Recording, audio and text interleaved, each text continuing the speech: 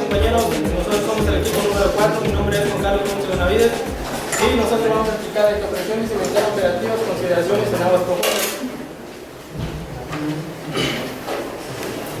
Bueno, yo les voy a explicar lo que es geopresiones. Una geopresión son las presiones relacionadas que están directamente relacionadas con la corteza terrestre, tal como son la presión de sobrecarga, la presión de poro y la presión de fractura.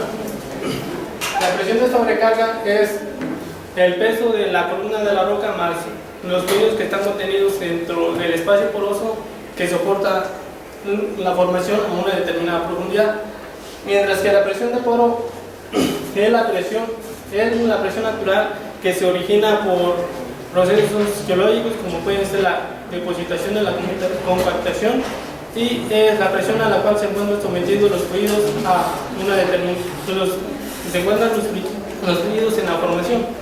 Y de las tres es la más importante debido a que está relacionada con brotes y descontrol de pozos, mientras que la presión de fractura es la máxima presión que se necesita para deformar permanentemente la estructura rocosa de la formación. Bueno, y la importancia o las razones por las que se debe tener conocimiento de estas geopresiones principalmente es para planear la perforación. Esto nos va a evitar problemas como son flujo y descontrol, evitar la pegadura por presión diferencial y las pérdidas de circulación, colapso de tuberías y principalmente también para evitar los derrumbes de nuestra formación. Bueno, la metodología que se sigue para calcular dichas geopresiones se lleva a cabo mediante los siguientes pasos, que es determinar la presión de sobrecarga y definir los intervalos de lutitas. Esto principalmente cuando se tienen registros geofísicos. Cuando se cuenta con información únicamente sísmica no se lleva a cabo.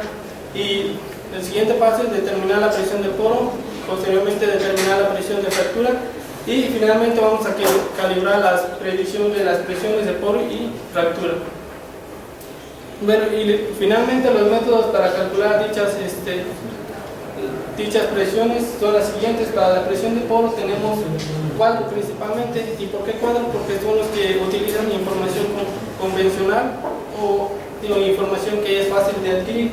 Tenemos que el Cotman y Johnson, Foster y Wallen, o también se conoce como profundidad equivalente, la de Ito y el método de exponente DC. Para la presión de fractura tenemos únicamente el Ito y para la presión de sobrecarga con la siguiente fórmula, que es la sumatoria de las densidades o la diferencia de profundidad entre ellas, y la densidad se obtiene por medio del registro de densidad o bien por correlación. Eso es todo.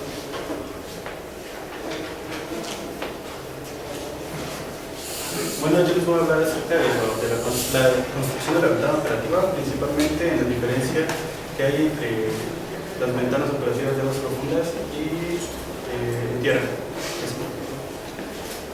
Perdón, mi nombre es Lidia Manuel Ramírez Torres. Bueno, existen de forma general dos tipos de ventanas, las construidas en pozos de tierra, que son las convencionales, y las de aguas profundas, donde pues, el tirante de agua es mayor a 500 metros. Bueno, pero ¿cuál es la diferencia entre estas dos? Realmente la diferencia sobrecae en lo que es la presión de fractura, ya que en los pozos o en las zonas marinas con tirantes de agua profundos, la curva de gradiente de fractura tiende a acercarse a lo que es la curva de gradiente de poro, reduciendo lo que es el espacio entre ambas curvas, es decir, reduciendo la ventana. Bueno, pero ¿por qué varía lo que es la presión de fractura? Para analizar esto, les voy a presentar un ejemplo en el cual vamos a analizar dos pozos, uno en tierra y uno con un tirante de agua de 1000 metros. Ambos pozos van a consistir de 3 estratos, cada uno con una cierta profundidad, un espesor a una profundidad total. En este caso, yo coloqué una de 4000 metros, no aparece ahí, pero les voy a mencionar todos los datos. Mediante estos valores vamos a ir obteniendo lo que son los gradientes de sobrecarga.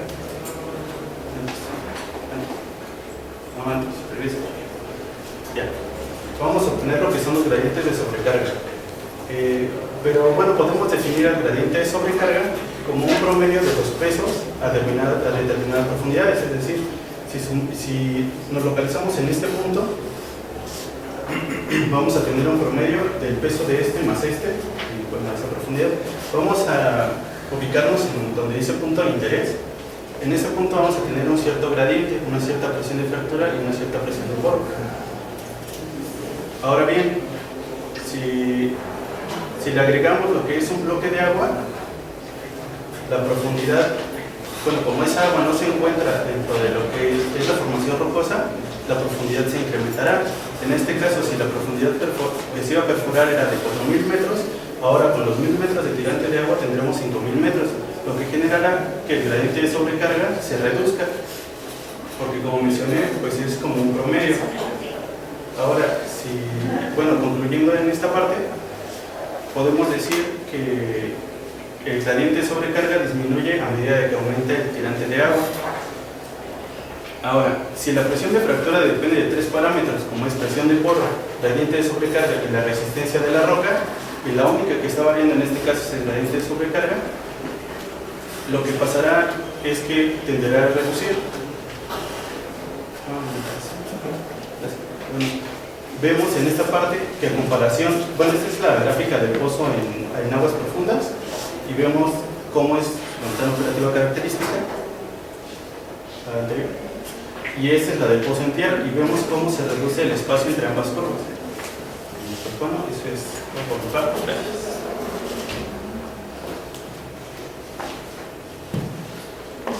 Bueno, buenas tardes compañeros, yo soy Mirna Palacios Monzón y les voy a hablar sobre la tecnología en el cálculo de las geopresiones, esto para determinar la presión de poro con algunos otros métodos.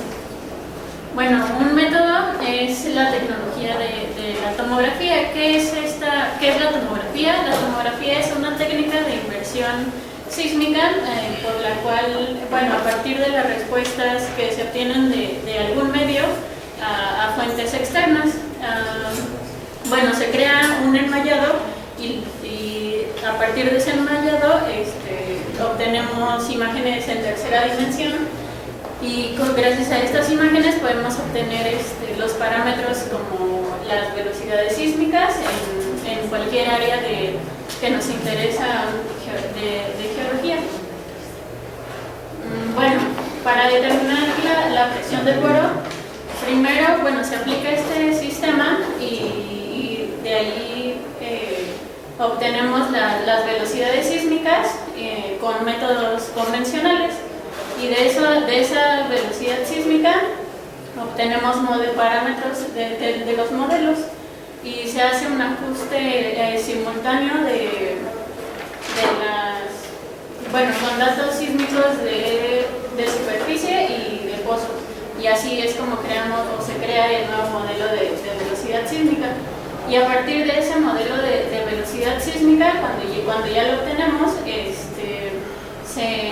se delimita la migración sísmica con respecto a la profundidad, y así es como se crea el modelo de subsuelo con una nueva imagen que se obtiene. Y a partir de ese modelo de subsuelo es ya donde entra la predicción de la presión de poro, ya que es una imagen con una muy buena resolución, y ahí es donde se compara pues con el método convencional cómo son las geopresiones de poro. Bueno, aquí tenemos las figuras este es el método convencional y este es el método de la tomografía, que es bueno, ahí es la presión de poro calculada a partir del sistema o de la sísmica convencional, lo que les comentaba, y la presión de poro calculada a partir de la inversión tomográfica. Aquí la diferencia es que en esa, como no es una buena resolución, solo te marca que son diferentes presiones, pero aquí está la presión anormal y aquí la presión subnormal. Y bueno, eso es todo por mi parte. Hola, soy Lenny Rodríguez y yo les voy a desarrollar el tema de la perforación con presión constante. Este método es muy utilizado cuando se necesita llevar un control muy preciso en la presión de fondo y cuando la ventana operativa es muy estrecha. ya que sabemos que las variaciones de presión en el fondo pueden ocasionar brotes y o pérdida de circulación. Es por eso que es recomendable aplicar este método cuando se está perforando en ciertas secciones que son más profundas y más extensas.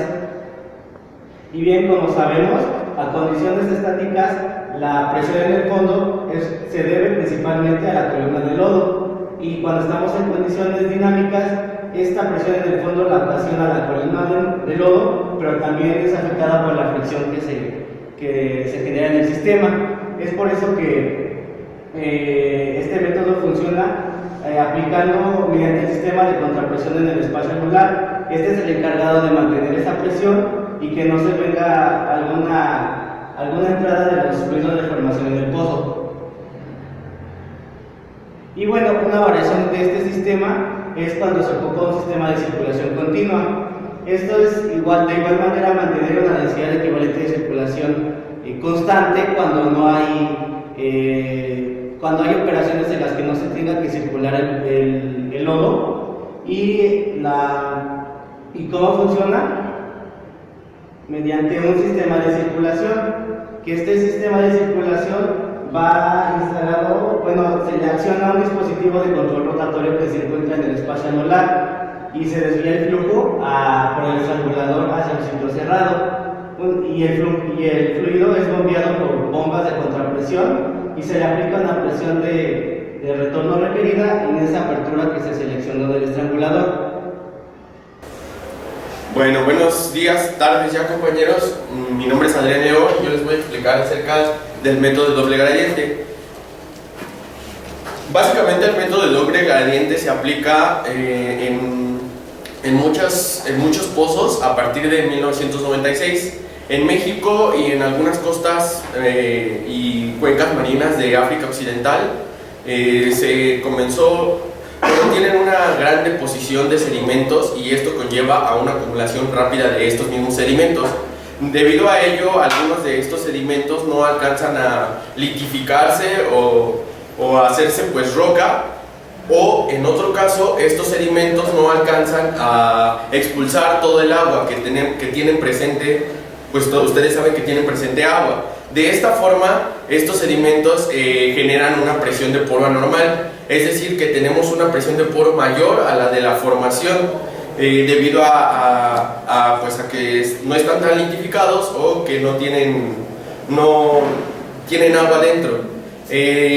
Por lo que la presión de poro aumenta considerablemente. Esto hace que necesitemos una columna de lodo más pesado que la que normalmente se ocupa, pero debido a que tenemos un tirante de agua muy grande, imagínense un tirante de agua de 3000 metros y tenemos después de ahí otros 2 kilómetros, otros 2000 metros, pues necesitamos un lodo en primera pesado para poder controlar esta formación y que los fluidos de formación no entren al pozo. Sin embargo, debido a que el gradiente de sobrecarga por el tirante de agua es pequeño con respecto a los pozos en tierra, la presión de fractura lo que va a hacer es que se va a reducir. Entonces, si tenemos un lodo más pesado y tenemos para controlar la presión de poro, tenemos entonces que tener, pues ahora sí es una contradicción, porque tenemos que tener un lodo ligero para no fracturar la formación y que por ello se lleven a cabo, por ejemplo, pérdidas de circulación. Entonces, lo que diseñaron en 1996 22 compañías a través de un diseño un diseño bastante robusto del proyecto, diseñaron algo que se llama perforación con doble gradiente. Me parece muy interesante esto porque pues a mí no se me hubiera ocurrido en primera, y en segunda es interesante porque lo que hace es dividir la presión hidrostática. En lugar de una sola columna de presión hidrostática, se tienen 2 columnas de presión hidrostática. Entonces, hay una columna de presión hidrostática desde el equipo de perforación al lecho marino, es decir, al cabezal del pozo. Esta presión hidrostática es generada por agua de mar que está contenida dentro del riser. Dentro del riser tenemos una tubería de perforación. Entonces, dentro de la tubería de perforación está circulando lodo más pesado, que es el gradiente de presión del nivel del lodo. Algo que se me olvidó mencionarles es que Es que en el nivel de lodo es hasta el cabezal. Ahora bien, como les comentaba, esta segunda presión hidrostática va del cabezal al fondo del pozo. Esto nos genera una perforación con doble gradiente. Finalmente les voy a explicar una imagen de lo que es convencionalmente. Tenemos pues ahora sí el estado mecánico del pozo, donde tenemos una sola columna de presión hidrostática, tenemos el riser y en este caso tenemos el pozo.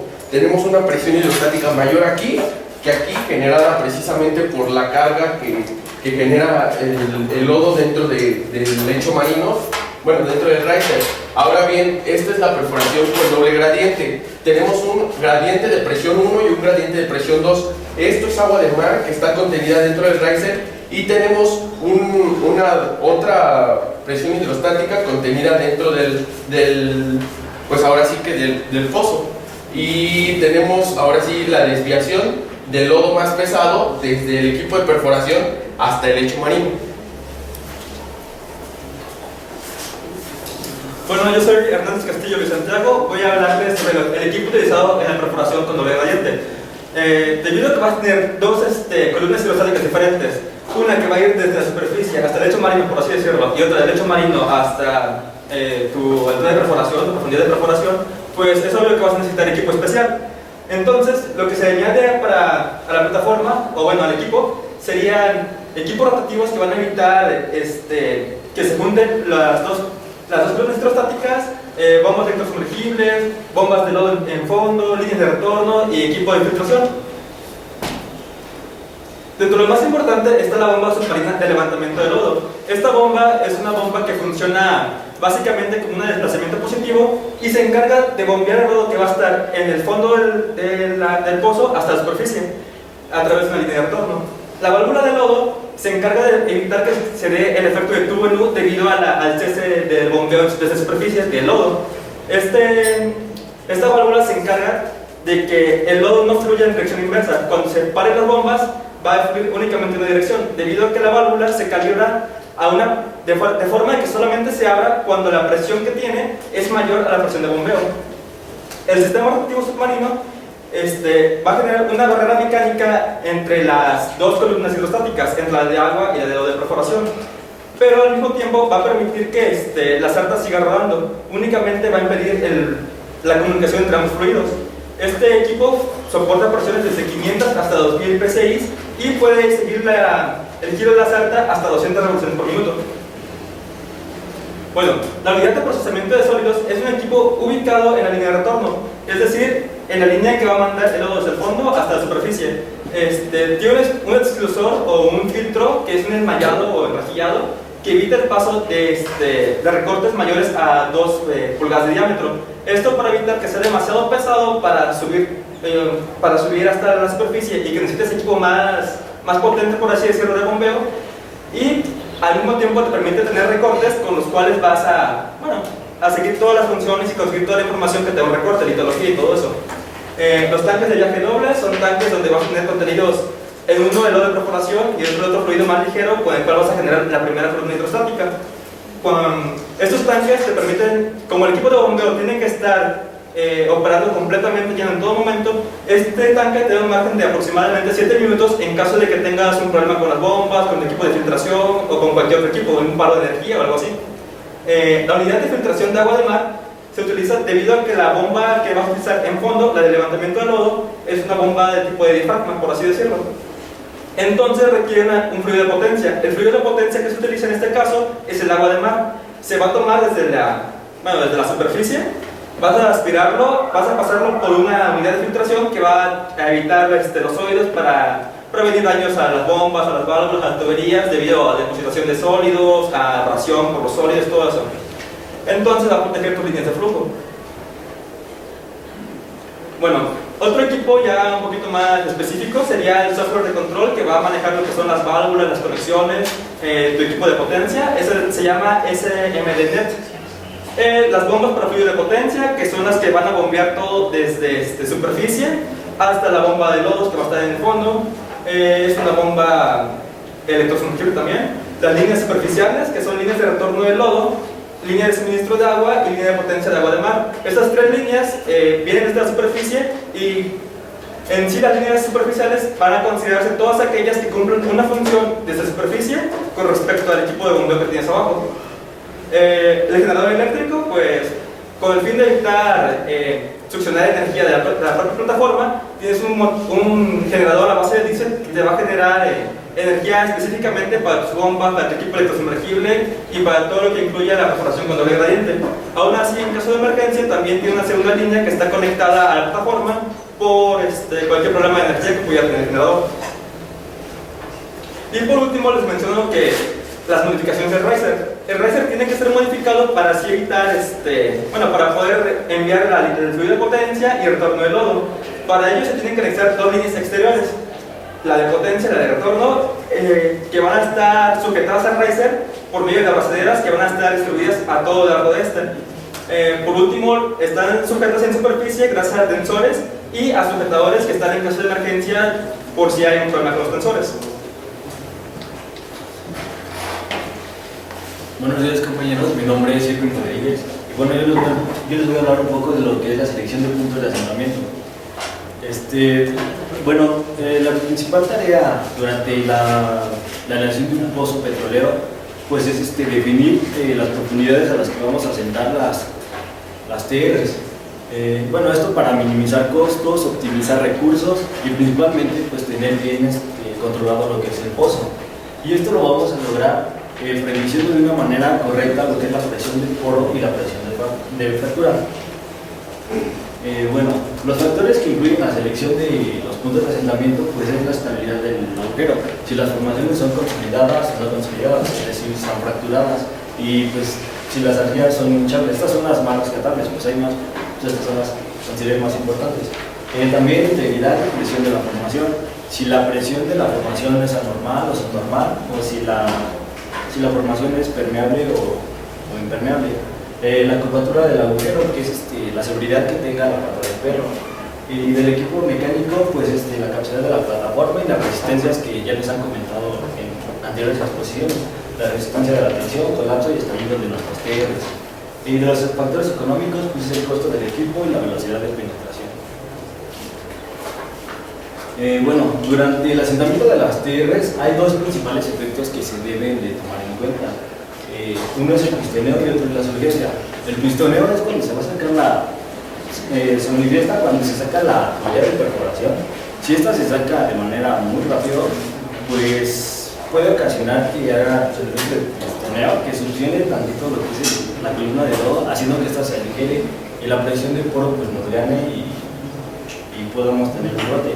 Y por el contrario tenemos la surgencia. La surgencia es cuando bajamos demasiado rápido la tubería, comprimiendo el fluido de perforación, y puede hacer que exceda la presión de fractura y se fracture la formación y tengamos ahí una pérdida de circulación. También tenemos que checar que no nos olvidemos del factor de seguridad de nuestra ventana operativa. Como sabemos, pues a la presión de poro y a la presión de fractura tenemos que sumarle un margen y debemos de cuidar de no salir sorpresa, pues como sabemos solamente la ventana operativa es mediante estimaciones, nunca vamos a saber realmente cuál es la presión de poro y fractura hasta que ya estemos perforando. También tenemos que saber cuánto sería el gas que se puede meter a lo que es nuestro lodo de formación en dado caso de que se esté metiendo, porque como sabemos pues el gas aligera nuestra columna. Al aligerar nuestra columna pues puede hacer que la presión de formación sea mayor a la ejercida por nuestro fluido, entonces pues también nos puede generar un brote. Y por último, la presión diferencial. Esta va a ser tenemos que tener un rango de máximas presiones diferenciales. Esto va a ser más que nada la diferencia de presión que existe entre el interior de la tubería y la formación. Y aquí pues, tenemos una ventana operativa con unos asentamientos tentativos mediante método gráfico. Pues como les digo, estos solamente son tentativos porque se van corrigiendo con pozos de correlación o ya durante la perforación, pues esta ventana la vamos a tener que modificar. Buenos días, compañeros, yo soy Ariel Estrada Chávez y les voy a explicar acerca de la comparación de los asentamientos en cuanto a la perforación con gradiente único y al doble gradiente. Para esto se desarrollaron diferentes tecnologías y con el objetivo de que se reduzca el número de tuberías de revestimiento y para que cuando se terminara con un diámetro mayor y así aumentaran las tasas de flujo y por ende la productividad.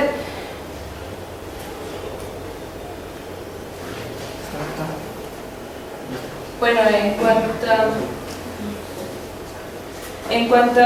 bueno, como mis compañeros estaban explicando, pues en la formación hay formaciones no consolidadas. Es por esto que en estas zonas va a haber la presión del poro va a ser alta y por esto se necesita que se asiente el mayor número de tuberías. Bueno, en la perforación convencional con gradiente único vemos que se empieza, el margen entre la presión de fractura y la presión de poro va a ser muy estrecha, por lo que se va a necesitar mayor número de tuberías de revestimiento. En cuanto con tecnología doble gradiente, pues va a ser el mismo margen, pero podemos ver que la línea en que vamos a tomar como referencia va a ser en el del lecho marino, y en cuanto a la perforación convencional, pues se toma desde el nivel del mar. Entonces vamos a ver que en perforación con doble gradiente se van a utilizar menos tuberías de revestimiento.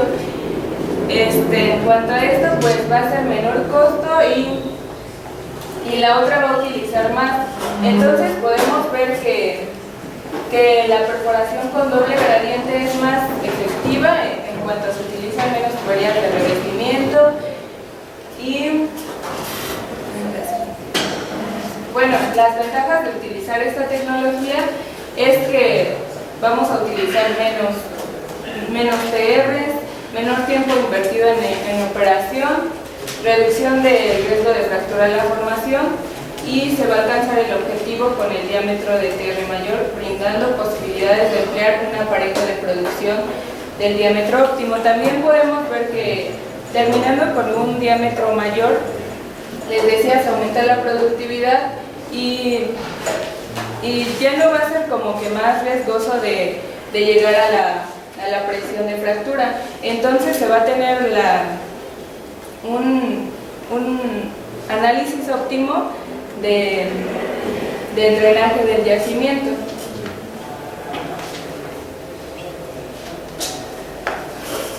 Hola, buenas tardes compañero, mi nombre es Fernando Hernández Solano y ya para terminar vamos a ver lo que es impacto económico en lo que es el asentamiento de TRs.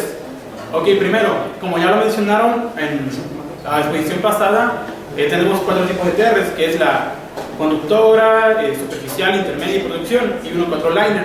Bueno, ¿para qué queremos reducir lo que es el número de TRs? Primero que nada es por el costo que estas generan. Ahora bien, ¿por qué es importante tener una TR en lo que es el pozo? Porque la TR nos brinda lo que es el soporte principal a lo que son las paredes de la formación. Entonces, este nos da como, se puede decir que es el esqueleto de nuestro pozo. Son como los huesos en lo que es en nuestro cuerpo, ¿no? Entonces nos da como que el mantenimiento firme para el pozo y no pueda ocurrir algún problema. Ahora bien, ¿para qué es importante tener la TR? En este caso nos ayuda a evitar lo que son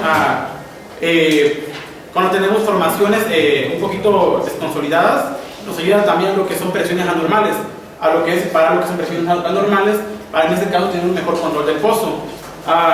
Es importante tener métodos para hacer el control de TRs, que los métodos que ya fueron mencionados anteriormente. Bueno, la TR se va a asentar dependiendo de las condiciones que se tengan. En este caso, ya mencionaron algunos métodos, como fue el doble gradiente y métodos anteriores. Esos métodos son importantes para ver si se puede reducir el número de TRs. Como ya lo mencionaba, en lo que es aquí en nuestra carrera, esto cuesta demasiado dinero, por lo tanto, reducir el número de TRs es importante. En este caso sabemos que el acero es muy caro. En este caso también se marcan lo que son costos de operación. Un costo de operación para lo que es la perforación es también altamente costoso, por lo tanto se requiere un menor número de TRs a la hora de ser introducidas. ¿Cómo se van a reducir estos TRs? Con métodos, esos métodos que ya fueron mencionados. En conclusión, el pozo puede reducirse un costo entre un 15 y un 30% solamente en la reducción de TRs. Es de gran importancia porque, como ya lo sabemos, en la industria solamente se maneja dinero y lo importante aquí es reducir costos de operación. Y en conclusión sería todo. ¿Tienes alguna duda que tengas sobre el tema? Buenas tardes, yo soy Natanael Orozco y mi duda es referente a después de la explicación de doble gradiente mencionada a algunos equipos. En un equipo mencionando un efecto en tu bueno, no me quedó muy claro, bueno, ¿cómo es ese efecto? Bueno, cuando estás preparando tienes tus dos gradientes. Obviamente cada uno genera dos tipos de presiones diferentes, dos columnas hidrostáticas diferentes. A la hora de que dejas de bombear el lodo, si no tuvieras nada entre esos dos, pues por diferencia de presiones habría un cambio en el nivel estático del lodo. Ese sería el efecto en U. Entonces lo que haces es poner una válvula que es la de lodo en la línea de retorno, y esa válvula, como está calibrada a cierta presión, va a estar cerrada en todo momento en el que la bomba no esté bombeando, valga la redundancia. Y únicamente se va a abrir cuando en la parte de arriba le llegue una presión de bombeo establecida, una presión mayor o a lo que no haya calibrada, evitando así que pues que haya una regresión del fluido, que fluya en sentido inverso. Nada más permite que fluya hacia abajo. ¿Alguna otra pregunta? Bueno, mi nombre es Alfredo Hernández Plaza y mi pregunta es sobre el método de doble gradiente. ¿Cómo determinas en ese caso ahora los asentamientos?